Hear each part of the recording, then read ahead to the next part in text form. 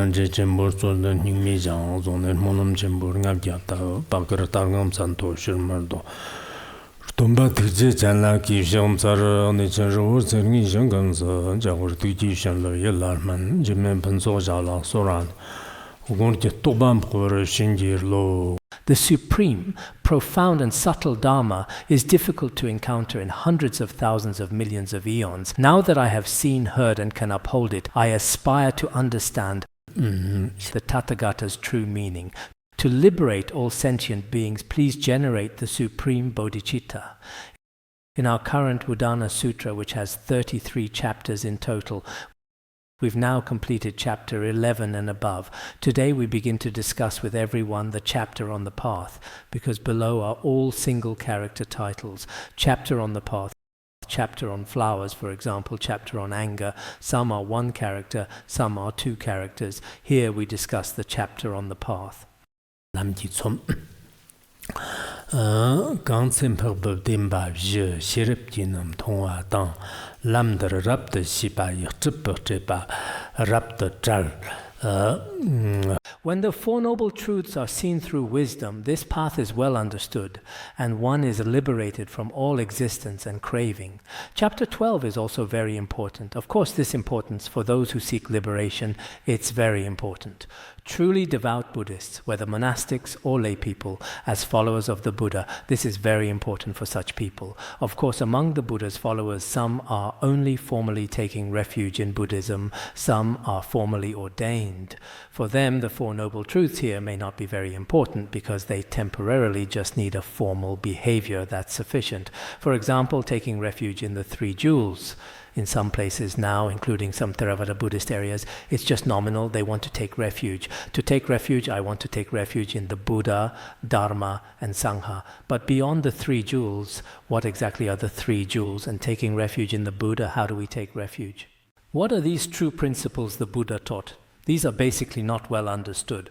So I think it was over 20 years ago, in 1999, I went to Thailand. When I first went to Thailand, I was especially happy, thinking everywhere there were monastics, Buddhist temples, monasteries. I was especially pleased. The lay people were also very devout. But when really going deeper, except for some individual Buddhist institutes, many lay believers didn't really understand Buddhist principles. They just, when seeing monastics, would respectfully prostrate, offer meals, make offerings, then go to temples to make offerings to Buddha. Other than this, why make offerings to Buddha? What benefits come from making offerings to Buddha? Why do we ourselves take refuge in the Dharma? Is taking refuge in the Dharma, like in our worldly realm, some kind of allegiance or a simple act? Actually, if it's like this, then Buddhism's meaning is too shallow. There would be no need for us to study continuously year after year. This would be very simple. Buddhists are also not, in terms of wisdom, people at the lowest level. Their wisdom, according to our worldly education, from elementary school to university, at most getting a doctorate or whatever, worldly disciplines can basically all be completed within 20 years. But in fact, Buddhists do study continuously for years. If Buddhism were merely one of our worldly studies, there would be no need to study it for years. But actually, it's not like this. So this chapter on the path, true Buddhists or true monastics need to study this. Generally, in our society now, some commonly recognized, for example, in some monasteries selling tickets, monastics ringing bells or doing retreats, then reciting Buddha's name. These are very simple. This is just changing clothes, shaving one's head, like we discussed yesterday. For these, the chapter on the path is truly not needed. Regarding discipline too, in some nunneries it may not be certain, because in nunneries often the Dharma teachings aren't explained so extensively, so this must definitely be thoroughly understood. For true Buddhists, why after the chapter on ascetics do we teach this chapter on the path?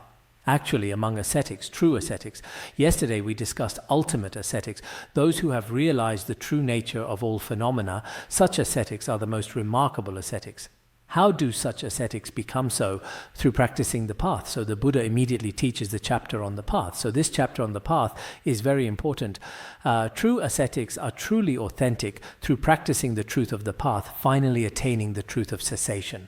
So below we first discuss 3 verses, then further elaborate the principles of different paths. So here it says, when the Four Noble Truths, at any time regarding the Four Noble Truths, the 4 truths of suffering, origin, cessation, and path. We must see through wisdom, not just listening a bit or visualizing a little or simply contemplating a bit. It's not like that. Because these four truths, they are two truths to adopt and two truths to abandon. The two truths to adopt are cessation and path. The two truths to abandon are suffering and origin. This sequence of suffering, origin, cessation and path is very important. Now these are called noble truths. Why are they called noble truths? Only noble beings can master their meaning. Ordinary worldly people cannot. We worldly people can at most observe worldly phenomena, our own mental states, or the simple rules of all things. Understanding that is enough. Going further, at a deeper level, they have no way to enter. So regarding the Four Noble Truths, we should use wisdom. Using wisdom, for example, observing the truth of suffering has its wisdom, observing the truth of origin has its wisdom, observing the truth of cessation and the truth of path. Each have their own different wisdoms. This kind of wisdom, just as explained in the Uttara Tantra Shastra, we can use the worldly analogy of a sick person. Being ill corresponds to the truth of suffering, the source of the illness, the cause. This is called the truth of origin. After we become ill, through observation, finally we must take medicine, rely on a doctor. This is the truth of the path. Finally, from this illness being completely liberated, recovering, this is called the truth of cessation. So in related sutras and treatises, we explain through these four approaches. Actually seeing that beings in the three realms all suffer, what is the source of this suffering? It is the truth of origin, karma and afflictions. Karma and afflictions through the Four Noble Truths, the 5 paths and 10 bhumis are applied as antidotes, finally manifesting analytical cessation, the Buddha's true individual self-awareness wisdom, or an arhat's individual self-knowing wisdom can be manifested. We realize through this kind of method, this path is well understood. So the path of these Four Noble Truths being well understood. This understanding is not like non-Buddhists counting the number of leaves on a tree, or scientists studying chemical reactions, various physiological structures, observing these aspects. It's not like that. It is truly completely understanding the law of dependent origination. Only after understanding in this way can one know.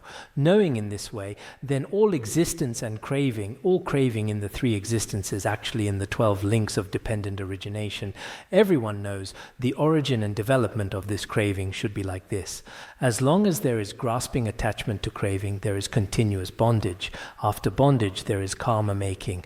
After karma making, there is further wandering in samsara. It's continuous. There will be no escape. So finally, truly obtaining liberation from the three existences. So for us, true Buddhists, Buddhism's unique 12 links of dependent origination, Four Noble Truths, these principles must definitely be understood. If we don't understand, then perhaps, as I just mentioned, we're merely formal practitioners or Buddhists.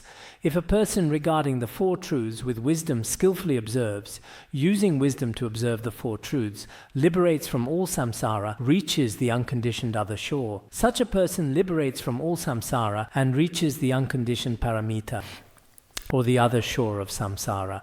This is what is taught in the Dharma Sankti Sutra, and it is taught this way. So for us to truly understand, this is very important. We who study the Dharma, whether lay practitioners or monastics, do not study merely for the sake of studying, especially regarding the Four Noble Truths. We must understand this well, because this teaching of the Four Noble Truths follows the same pattern in Mahayana, Hinayana, and Tantric teachings. So I remember when our teacher, His Holiness, went to Washington, America, it happened to coincide with the time when the Buddha turned the wheel of the Four Noble Truths. His Holiness said that for the capital, Washington, he would teach the Dharma of the Four Noble Truths. It's as if the circumstances aligned perfectly, naturally and completely. At that time, it was also based on the thinking patterns of some Western people, and it connected beautifully with the Buddha's Four Noble Truths teaching. In fact, the great masters of the past were accomplished in the 12 links of dependent origination and the Four Noble Truths, as well as the view, meditation, action, and fruition of Tantra, very skilled. Nowadays, some practitioners are quite skilled at things like using the internet, operating mobile phones and computers. Many people are quite knowledgeable about these things, and that's fine too. It's okay to know a bit about these things. However, Being completely illiterate in such matters is not ideal. This is good, but most importantly, just like the genuine practitioners of the past, if we ourselves come to understand the true meaning of the Four Noble Truths, then, wow, we realize this is the first turning of the wheel of Dharma that the Buddha taught, which may appear relatively simple, yet it is completely different from any worldly philosophy or doctrine that exists today. It is a special and supreme remedy that allows countless sentient beings to achieve liberation from cyclic existence. Therefore, we should begin with the Four Noble Truths and approach these profound teachings with complete wisdom and openness. This is very important. Next comes this teaching. Some people say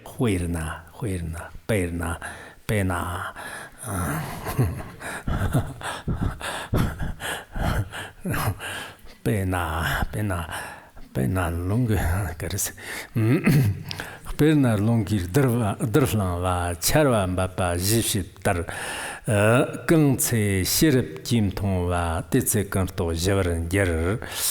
Like wind stirring up dust and rain settling it down, when wisdom comes to see, then discriminating thoughts subside. So now a metaphor is used to illustrate the importance of the Four Noble Truths, because the Four Noble Truths, as mentioned earlier, describe both worldly benefits and the benefits that transcend the world. So this metaphor illustrates the point. Imagine in this world, when fierce winds and violent storms blow, all the dust on the ground begins to swirl and rise into the air. The dust begins to swirl up, and when this dust is swirled up, it actually causes many problems. First, your entire field of vision becomes completely obscured. Even the light of the sun and moon cannot be seen. It also pollutes your own body. We often become soiled by dust and sand. There was a Khenpo at our academy who later went to America. After staying there for a few years, one winter, he came back to visit our academy, and he said, "Oh dear, there is so much dust in Larungar. My eyes can barely see anything. I have to leave immediately." I said to him, "You stayed here for such a long time before, and your eyes were fine then. How is it that after being away for just a few years you say this? It doesn't quite make sense." He said, No. It's true that back then the dust in Larungar was indeed quite significant." Khenpo chumsut katasen aya ti larong ke dharma mo de ngi mik de la pekamo so so.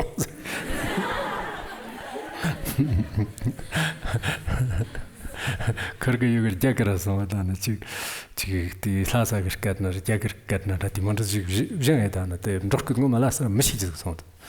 Te tansig mate ti larong ke dharma pot ngi mela pekamo so so.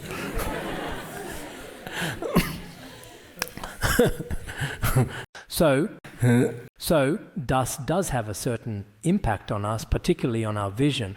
Dust is used as a metaphor here. Then, at this moment, if dark clouds gather in the sky and begin to pour down nectarous rain, at that point, all the dust is completely settled, because as we all know, after the rain clears, the sky is bright and the entire landscape becomes beautiful. When dust is swirling everywhere, if it rains, it completely settles everything. All the dust and sand in the world is calmed. This is a worldly example. By the same principle, in this world, whenever we depend on the guidance of a spiritual teacher and study the teachings and commentaries of past masters, and genuine path wisdom arises in our mental continuum, this wisdom of seeing the path we are able to see. This is what is meant by wisdom comes to see. Through wisdom we come to see what? We come to see the true nature of all phenomena, because when we see in this way, the coarser and more destructive discriminating thoughts in our mental continuum can be completely subsided. At this point, discriminating thoughts are pacified. There are two types of discriminating thoughts. One is attachment, aversion, delusion, and so forth, the more coarse discriminating thoughts that we experience. Another is the result of our past negative actions, which produces various results. According to the commentaries, results such as lower realms. These discriminating thoughts are very serious, and they can all be pacified. Perhaps Perhaps one reason why path signs do not easily arise in our mind streams is that these paths are indeed profound, and we may not have yet practiced diligently enough to realize them. But on the other hand, it may be that our methods themselves are somewhat deficient, so we must rely on wisdom to make proper discernment. This is very important. The Tathagata appears in the world very rarely. The Tathagata rains down the nectar of the Dharma. This occurs only on rare occasions. This is what is taught in the Ekotarika Agama, is it not? The Tathagata appears in the world very rarely, but the Tathagata rains down the nectar of the Dharma only from time to time. Here, from time to time doesn't mean all the time. It means that this happens over very long periods of time. That's what it means. There was once a wealthy man who prayed for a son, but did not receive one. He constantly prayed to the Devas, and eventually his prayers were answered. But when he finally received what he sought, in reality, his attainment was also the Tathagata's blessing to him, or a blessing bestowed by the Devas. It can be understood this way, but in reality this is the same as what we discussed earlier. In this world, the Tathagata's teaching of the Dharma, or the wisdom of the path we obtain, is not so easily obtained in this world. Once we have it, we should examine through the teachings and instructions of past masters whether we can truly generate these path signs in our continuum and pacify our discriminating thoughts. Of course, to eliminate discriminating thoughts all at once requires long-term practice. This is very important. I mentioned this before. We tend to look at what appears on the surface. It is in Udāna Sūtra, and it seems to have little relation to practice. But we always have this problem. This teaching has nothing to do with my practice. That teaching has nothing to do with my practice. And later, when we actually practice something like the Lama Yangtik or the Khandro Yangtik teachings, it also seems as if they have little relation to our continuum. This is a dangerous tendency. So consider this. Just as dust is stirred up in the world, once we gain wisdom in our daily lives, the various defiled thoughts centered on greed, hatred, and delusion, which were previously extremely intense, and our behavior was quite rough. Once we have genuinely studied these teachings, it's as if in our continuum we are treading on cotton. We are no longer stubborn and ineducable as before. We should become more gentle and malleable, and our mood becomes more peaceful and clear, not particularly petty or obsessed with details. These days in the world, some people's minds are extremely fragile. When they encounter even the slightest difficulty or setback, they cannot accept it emotionally and immediately resort to extreme measures. This is all due to not having deeply understood the true teachings of the Buddha. So when we encounter these Four Noble Truths, we should ask ourselves whether our minds can be even slightly different from before, at least so that the coarser discriminating thoughts gradually become smaller through theoretical analysis. I feel that in this regard, studying something like the Beacon of Certainty is very important. The analysis in the Beacon of Certainty is crucial. I wonder if you have studied it. The study of the Beacon of Certainty is not merely theoretical. It is also very important for practice. Moreover, the Beacon of Certainty is crucial for understanding the various schools and establishing one's own view. It is not merely a theoretical matter, it is also deeply connected to practice. This is very important. Next, we will teach Ganjik Lagpar Tobai, Kieshe Lagpar Zanjerajan, Jikten Nimjit Jerai, Shirip Tenok Yin. Whoever can thoroughly understand the cycle of birth and death is completely exhausted. In discerning worldly matters, this wisdom is most supreme. So this passage is saying that what is taught below. Earlier we mainly discussed the wisdom that transcends the world, the wisdom of seeing the path, because through the wisdom of seeing the path, all our discriminating thoughts can be eliminated. Now here it speaks about the best kind of wisdom in this world. In fact, among the 5 paths, the path of accumulation and the path of preparation, the path of seeing, the path of meditation, and the path beyond learning, the wisdom of the path of preparation is the most supreme in this world. So here, regarding the Four Noble Truths, this worldly wisdom is very important. This is mainly the point being made. What this means is that no matter what kind of person we are, if we skillfully understand the meaning of the Four Noble Truths through hearing, contemplation, and meditation, at that time your cyclic existence of birth and death can be exhausted, because you have truly understood the 4 aspects of discernment on the path of preparation: warmth, peak, patience, and supreme worldly dharma, and supreme worldly dharma. These are called the four aspects of discernment, four determinations, or four aspects of discernment. In fact, this is what exhausts the continuum of cyclic existence of birth and death. We usually say that when the path of seeing is attained, according to the Abhidharmakosha, it is during 16 moments.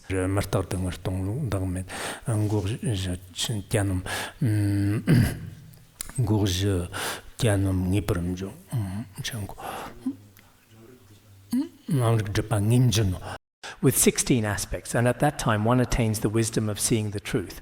After the wisdom of seeing the truth in this world, in our worldly existence, the view of the five aggregates is analyzed through the wisdom of discernment, and one can actually realize the highest wisdom of the worldly level. This kind of wisdom is actually the wisdom of the highest worldly dharma here. So here it speaks about first thoroughly understanding the true noble truths. Before the noble truths, one goes through the path of preparation. During the path of preparation from an external perspective, it is actually among worldly wisdom the highest kind of wisdom. This kind of wisdom, if we practice, we can also attain. At the very least, we will not wander in cyclic existence, or when one attains the patience level, one will not be reborn in the three lower realms. Some of what we're teaching today is a bit different from before, because this is the chapter on the path. It may differ somewhat from our worldly path. The worldly path involves eating, drinking, and enjoying various things, including the earlier chapters, the chapter on impermanence, chapter on vigilance, chapter on attachment. These are all, relatively speaking, about principles in our worldly existence described quite extensively. But here it is like teaching on the clear realization and such. So this kind of wisdom can actually be attained by us now. Why is it that some people nowadays cannot attain the wisdom of the preparatory path or the wisdom of the path of seeing? The key is that we may be rather deficient in our practice. During the Song dynasty, there was a scholar named Ouyang Shu. At that time, Ouyang Shu had a conversation with an old monk from Mount Song. During their conversation, Ouyang Shu was a scholar and also quite inquisitive. He asked why in ancient times practitioners could leave at will whenever they wanted. They could attain accomplishment. But nowadays, not many people can do this. Why is that? At that time, the old monk told him that many ancient practitioners abided moment by moment in samadhi and wisdom. All their thoughts were either in meditative concentration or in wisdom. But practitioners nowadays are distracted moment by moment. How could they freely come and go at will? It's not that simple. So I think that even during the Song dynasty, things may not have been so terrible, but now many practitioners probably spend most of their time on things like the internet and mobile phones. Moment by moment, it can be said they are in distraction. The great masters of the past truly were moment by moment either reciting the Buddha's name in meditation or practicing or engaged in various ways. Basically, much of their time was spent on practice and matters related to the noble path. But now, let alone the path of preparation and the path of seeing, even basic practices like reciting the Buddha's name and mantras are not maintained by that many people. So what is taught here is that in our worldly existence, the worldly aspect of the path of preparation, the aspects of discernment in the world, are extremely supreme. In this entire world, many people probably think that worldly wisdom is perhaps specializing in physics, chemistry, electronics, or AI, and so on. My wisdom is most supreme. Of course, in their field of work, this kind of wisdom is very supreme, and we can acknowledge that. There's no doubt about it. In their fields, each person has their own specialized area of research. This is acceptable. But for those who seek liberation, the wisdom of the path of preparation is the most important among worldly wisdom. Then regarding wisdom beyond the world, it starts from the path of seeing, the wisdom of the path of meditation, layer by layer, just as taught in the Entering the Middle Way.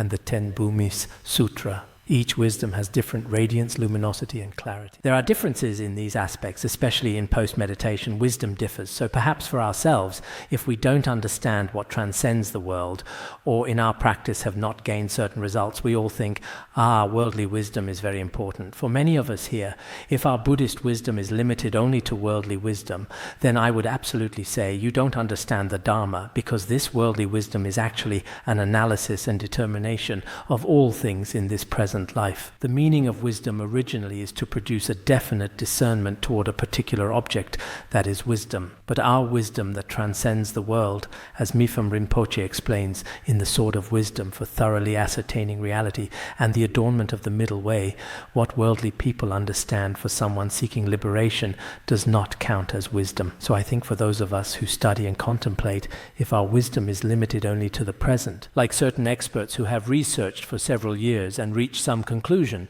written a book or a research paper. In their field it is indeed remarkable, and we acknowledge this, but from the perspective of one seeking liberation or one analyzing the nature of mind, this kind of wisdom really doesn't amount to much. This point should also be understood, especially regarding practice. We're now studying Nubchen Sangye Yeshe's The Lamp for the Eye of Contemplation. This is very important. I don't know what the situation is at our academy now. From a historical perspective, it's also very important. From a practitioner's point of view, it's also very important. For us who seek liberation, we should attain the deepest wisdom in our own field. This is very important. It does exist, but it depends on whether you can attain it. It does exist, but we don't know if we can attain it. Dembi nang na demba vji, lam yi nang na yan lak, lam nang yan lak, gyat bam chok, gang yi nang na mik jen dang, chu yi nang na chak zhim chok. Among truths, the Four Noble Truths are supreme. Among paths, the Eightfold Path is supreme. Among people, the one possessing vision is supreme. Among dharmas, freedom from attachment is supreme. Here, at that time, there was someone called Prince Jivaka. When he was at Jivaka's grove, Prince Jivaka was the son of the mango woman, as we discussed before. Prince Jivaka, her son, at that time asked the Buddha some questions. He believed that among all fruits, dates are the best. Among all roots, there is one called Zatsaka that is most supreme. Among all flavors, sweetness is the best. Among all salts, rock salt is very important. When he raised these questions, the Buddha taught these four kinds of supremacy. These four kinds of supremacy, if a wise person looks at them, are indeed the most supreme in the human world. If we look at the worldly existence, people desire the most supreme villas, the most supreme cars, the most supreme earrings, the most supreme gold, and so on.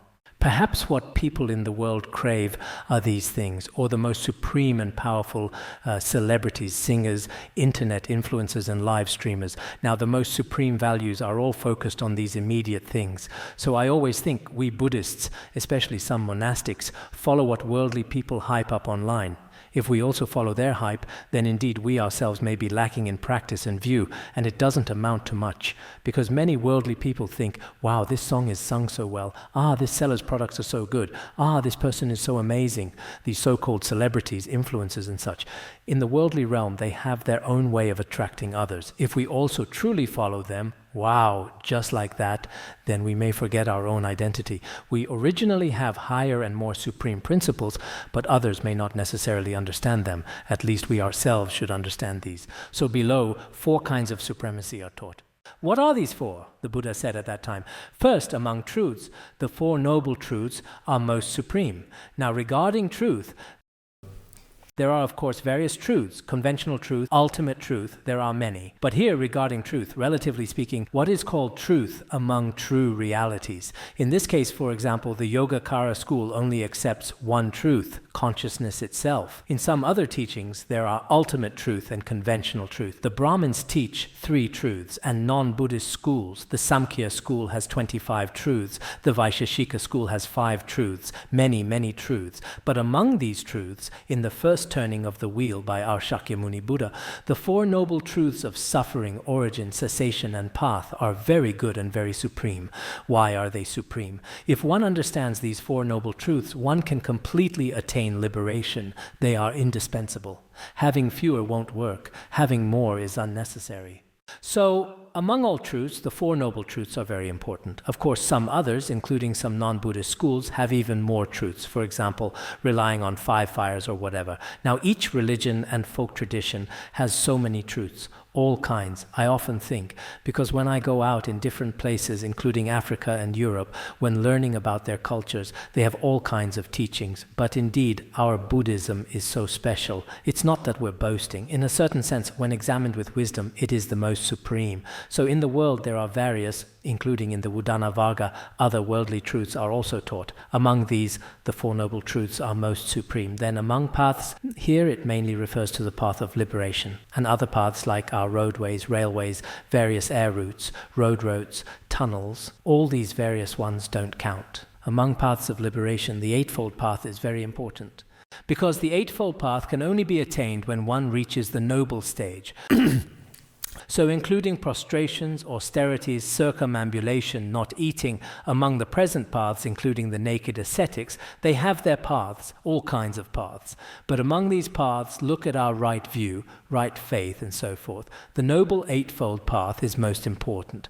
Nowadays, some monks outside, and I've also mentioned this in some of my question and answer sessions, regarding the Noble Eightfold Path, they seem to think it's something below the path of preparation, a kind of path in our ordinary practice. Of course, this path also exists in practice, but the true Noble Eightfold Path is only known when one attains the path of seeing. This path is the most supreme. Then among all people, here people in Tibetan is two-legged ones, and actually, according to the commentary, it refers to various sentient beings, including three-legged, four-legged beings. But two-legged ones is also another name for humans in linguistics. So among the two-legged ones, possessing vision refers to the Buddha who possesses the eye of wisdom. This is the most supreme. Among all these sentient beings and all these groups with life, possessing vision is very important. The Muni who possesses eye of wisdom speaks the truth of true reality.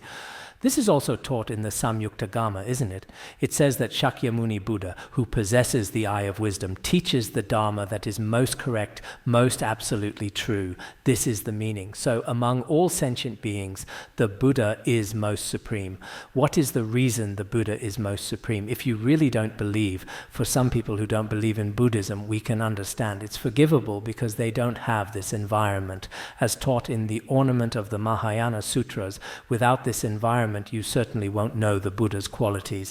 But if you want to know the Buddha's qualities, among the founders of any religion in the world, is there any literature left behind like Shakyamuni Buddha's, both sutra and tantra, including worldly truths? If you study sincerely for a few years, you'll realize that among humanity, Shakyamuni Buddha is truly remarkable, including Confucius, Mencius, and Laozi at that time, as well as Plato and Socrates. Although they were remarkable great figures of their times, when truly compared with the Buddha, there is a great difference. Among all the two-legged ones, the Buddha is the best, the most supreme. Then among all dharmas, among all conditioned and unconditioned phenomena, among all these dharmas, freedom from attachment, being free from all attachment. This freedom from attachment here means attaining nirvana, attaining unconditioned nirvana. This is most supreme, attaining the fruition, the truly unconditioned dharma. This is the most supreme. So these four kinds of supremacy, do we ourselves have the feeling that, wow, these are indeed very supreme? If you have such a feeling, it shows that regarding our Buddhist teachings, we have gained a little benefit. Generally, in Shakyamuni Buddha's teachings, Kaundinya was the first to attain the truth of freedom from attachment. Historically, among the 5 bhikshus, Kaundinya was the most important. Many books also record him as the first to realize the truth and attain awakening. Dershit tamchit martagba kanse shirib kim tongwa tesir dengor leid jung lamder number takbaran yer. All formations are impermanent. When wisdom comes to see this, then one wearies of suffering. This is the path of purity. The next several verses are quite similar, with just the first character being slightly different. The rest are quite similar. This was when 4 bhikshus asked the Buddha how all defiled dharmas can be exhausted. For one of them, the Buddha answered in a different way. For the others, the following verses were directed at different individuals. For example, one bhikshu may have thought that all formations are permanent, so this verse was taught for him. Another thought that the world is all pleasurable with no suffering, so another verse was taught for him. Another thought that all phenomena are not empty, that they are permanent and not empty. And another believed that a personal self exists. So for these different individuals, the Buddha taught different verses. First, the first one, all formations are impermanent. When wisdom comes to see this, then one wearies of suffering. This is the path of purity. The meaning here, all formations. Here, regarding formations, you've all studied the Abhidharmakosha, haven't you? I studied the Abhidharmakosha the worst. But when teaching the Dharma, the Abhidharmakosha and logic are most important. If you don't understand them, it's as if you encounter difficulties everywhere.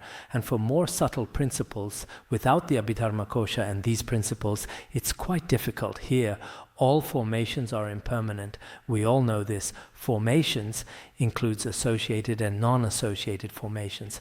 When teaching about the aggregate of formations, generally all formations refers to all conditioned phenomena except the four aggregates: form, feeling, perception, formations, and consciousness. All conditioned phenomena except these four aggregates are all called all formations are impermanent. So in Buddhism, whether teaching the Four Seals or the Four Limits, we often say all formations are impermanent and so on. This character formations is used quite frequently. When teaching about these formations, sometimes in a broad sense, it refers to all phenomena, including in the Udāna Varga, when teaching about all formations, sometimes it's taught using all phenomena. So here, all formations mainly refers to formations among the five clinging aggregates, with formations as the main focus. These are actually all conditioned phenomena, but among conditioned phenomena, among formations, there are non-associated and associated formations. Associated formations refer to the 51 mental factors, including the root afflictions, 20 secondary afflictions, 11 virtuous mental factors. All these are included. So all formations are actually impermanent. All phenomena, we can understand simply, all conditioned phenomena in the world are not permanent. They are all impermanent. If we understand the principle of impermanence, we will all understand dependent origination and cessation. At any time, when causes and conditions are complete, things arise. When causes and conditions are absent, they cease. So when we see this with wisdom, at that time we become weary of the suffering of the three realms of cyclic existence, weary of this suffering.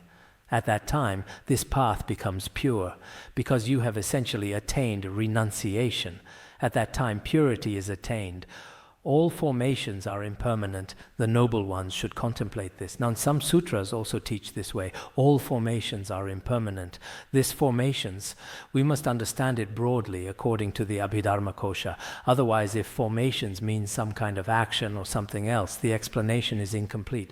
So in all formations are impermanent. All these phenomena are impermanent. And impermanence is suffering. Suffering, one is unwilling to accept it. Nowadays, many people, perhaps many of you, have relatively little contact with worldly people, especially those in big cities. But actually many people, recently many have asked me, say that this world combines suffering and happiness. Without any suffering and only being reborn in the Pure Land, they feel there's no great meaning. This kind of life would be utterly tasteless and meaningless, because with suffering you feel happiness and the value of happiness.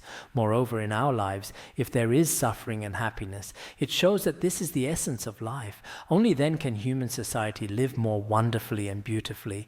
It's like a rainbow with many colors, very beautiful. Many people nowadays also think this way, but this view from a worldly perspective can be said this way: it is reasonable. There's nothing unreasonable about it. But truly, from the truth of Buddhism, every sentient being actually does not wish for suffering and wants to attain happiness. But this suffering, temporarily you may be willing to accept suffering, but actually, whether great suffering or small suffering, you continually try to escape and are unwilling to accept it. Impermanence surely brings harm. Harm is not happiness. We often use this scriptural reference from 400 stanzas on the middle way. Therefore, it is said that all impermanence is suffering. Why? What I just said is some people think suffering is still needed, but suffering, in fact, as long as something is impermanent, it brings harm. As long as something brings harm, it cannot be happiness. So everything impermanent is suffering. If we understand this principle that impermanence is suffering in real life regarding our lives and seeking liberation, it is extremely helpful. Otherwise, when some people ask such questions, you might say, indeed, you're also right. Our lives have suffering and happiness. Moreover, because everything is impermanent, if everything is impermanent, then today's suffering is impermanent, so tomorrow it's very likely to become happiness. And today's happiness, because it is impermanent, becomes suffering again, because suffering and happiness, as long as they are impermanent, will change back and forth, so there's no difference. Suffering and happiness are completely equal. Many people have such thinking, but actually the true nature of cyclic existence is suffering. Its scope is extremely vast, its duration extremely long, and its degree even more suffering than happiness. Our happiness is just a brief experience. For example, in the worldly realm, many people think that starting a family and career is very beautiful, but this is just what propaganda says. Actually, the happiness you truly obtain in the world is still very small, very faint, and very brief. If you truly analyze it, you'll realize what Buddhism teaches, that the three realms of cyclic existence are like a burning house, a pit of suffering, like a rakshasa world, like being on sword blades, like being in a thorn tree. The reasons for all these metaphors are actually not wrong at all. Otherwise, many of us may have anxiety about this. Therefore, it teaches this is the path of purity. And the shit tamchider dungar gansi shirap jim tongwa tetsi dungar laya yung lamdar number takbar njir. All formations are suffering. When wisdom comes to see this, then one wearies of suffering. This is the path of purity. Actually, except for the first character, it's basically the same. Earlier it said all formations are impermanent. Now it says all formations are suffering. Why are they suffering? The commentary doesn't explain much, but why is it suffering? Because it doesn't accord with the state of noble ones, because all these phenomena still follow the principle that all of cyclic existence is suffering. So once because these are different stages, earlier at one stage, if you recognize this suffering, you also attain it through wisdom. Then at another stage, if you recognize impermanence through this wisdom, you can also attain liberation. Weary of suffering, the other explanations should be the same. When you see with your own wisdom that all these formations and feelings in the three realms of cyclic existence are all causes of suffering, results of suffering, and conditions of suffering, at that time you can leave this suffering and this path becomes pure. So nowadays, sometimes when we chat with worldly people and we say cyclic existence is an ocean of suffering, as I just mentioned, they don't understand at all. When you have money, you should be very happy. When you have fame, you're very happy. When your family is happy and harmonious, you're also very happy. Of course, the Buddha hasn't denied these either. In the Udāna Sūtra, it's explained very clearly. Family harmony and these principles are explained clearly, but actually, humanity has a very great mistaken understanding and mistaken education. Because of this mistaken education, our three views also follow this mistaken guidance. So for those of us who study Buddhism or are monastics, if our views are contrary to worldly human views, it's better this way. Some practitioners of the past have said, if worldly people don't find it pleasing, that's exactly what I want. If your view differs from the worldly view, this may be a practitioner who possesses a very good view. Of course, this difference doesn't mean being stubbornly opinionated or talking nonsense without any reason, not listening to others at all. It's not like that. But when worldly people follow the crowd down one path, you yourself, from another perspective, understand this suffering. For example, when someone dies, worldly people all cry. But should you cry when someone dies? Why is it this way? For many things, if you truly understand their true nature from another angle, this is perhaps what genuine practice is. This is very important. Dashit tamchir tonya da gansi shirap jim tongwa tetsi dungur lai da yung lamdar number takbaran jir. All formations are emptiness. When wisdom comes to see this, then one wearies of suffering. This is the path of purity. So all phenomena are actually empty, without any abiding place. It's not like in a city where a king resides. It's not like that. When we examine all things and all phenomena, indeed, all dharmas are ungraspable. I don't know. Nowadays, many people in China particularly enjoy studying the entering the middle way. This is still quite encouraging. What I mean is, at the beginning, one should first study the words of my perfect teacher, the Bodhicariyavatara, and aspects of karma, and then gradually study the entering the middle way. But some people, the day after taking refuge in the three jewels, immediately start studying the entering the middle way. So I'm a bit worried, because in the entering the middle way, the logical reasoning is quite sharp. Karma doesn't exist. Nothing exists at all. Even nirvana doesn't exist. The Tathagata doesn't exist. Won't this lead one to fall into nihilistic view? But in any case, a wise person probably won't fall into the view of emptiness. So if one examines with wisdom, like in the entering the middle way and 400 stanzas on the middle way, all these phenomena absolutely have nothing. There is no dharma that can truly abide. All conditioned phenomena gathered together are all empty. Among them, so-called sentient beings also don't exist. Buddhist sutras also quote this way. So whenever we come to see this principle with wisdom, at that time you can become weary of suffering and this path becomes pure. In your own mental continuum, you attain such a pure path because all phenomena are like flowing water. On one hand, they don't stop and they have no true essence. They're like bubbles without any true essence. Observe form like foam, feeling like bubbles on water. This is also taught in the Samyuktagama, and we'll also teach this below. Perception like a mirage in spring, formations like a banana tree, consciousness like illusion. This is what the Solar Dynasty's Noble One taught. Actually, what we usually teach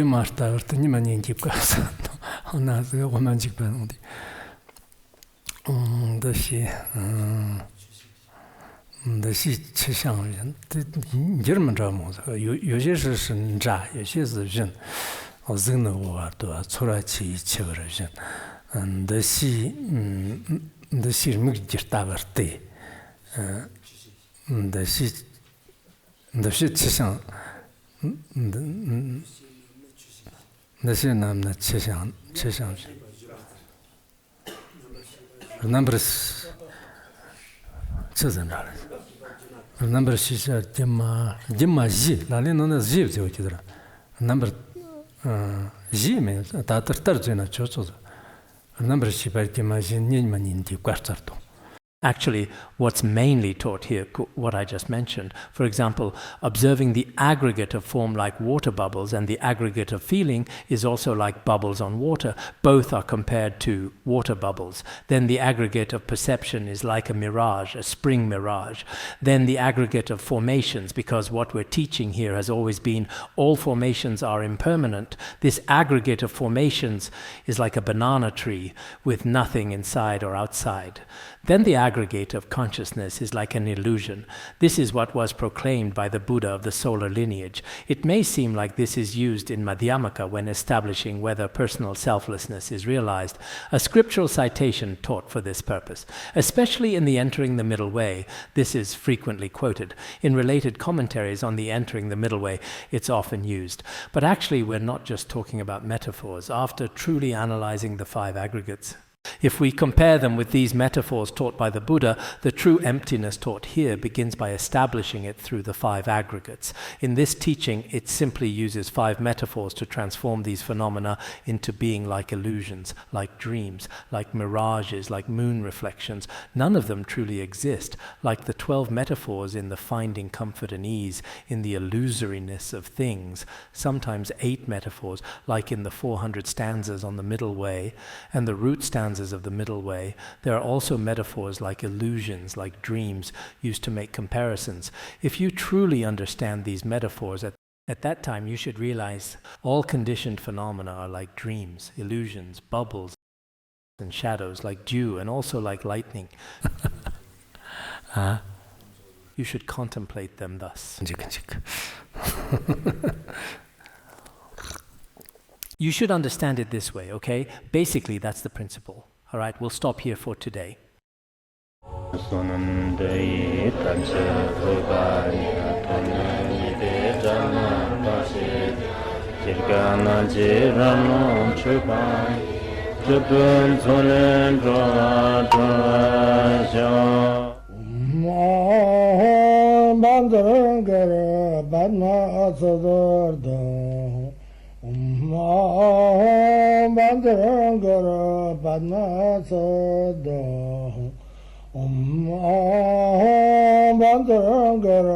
L36